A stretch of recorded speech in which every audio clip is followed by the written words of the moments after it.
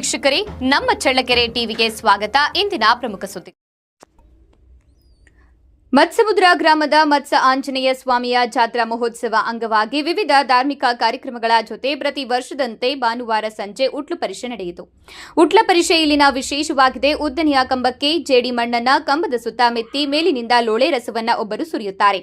ಅತಿ ನುಣುಪಿನ ಜಾರುವ ಕಂಬವನ್ನ ಶ್ರದ್ಧಾ ಭಕ್ತಿಯಿಂದ ಮತ್ಸಾಂಜನೇಯ ಸ್ವಾಮಿಯನ್ನ ಪೂಜೆ ಸಲ್ಲಿಸಿದ ಬಳಿಕ 8 ಜನರು ಸ್ಪರ್ಧೆಯಲ್ಲಿ ಭಾಗವಹಿಸುತ್ತಾರೆ.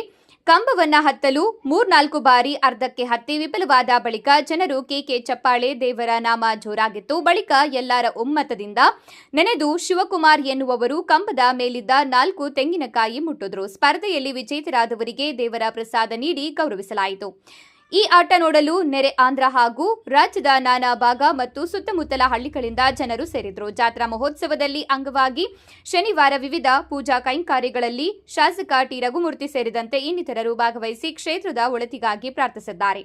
ಈ ಸಂದರ್ಭದಲ್ಲಿ ತಾಲೂಕು ಪಂಚಾಯಿತಿ ಮಾಜಿ ಸದಸ್ಯ ಸಮರ್ಥರಾಯ, ಅನಿಲ್, ಆಂಜನೇಯ, ಮೂಡ್ಲಪ್ಪ, ತಿಪ್ಪೇಸ್ವಾಮಿ, ಹಾಲೇಶ್, ಜಯಣ್ಣ, ರುದ್ರಪ್ಪ ಸೇರಿದಂತೆ ದೇವಸ್ಥಾನ ಕಮಿಟಿ ಸದಸ್ಯರು ಹಾಗೂ ಗ್ರಾಮ ಪಂಚಾಯಿತಿ ಸದಸ್ಯರು, ಮುಖಂಡರು ಹಾಗೂ ಕಾರ್ಯಕರ್ತರು ಉಪಸ್ಥಿತರಿದ್ದರು.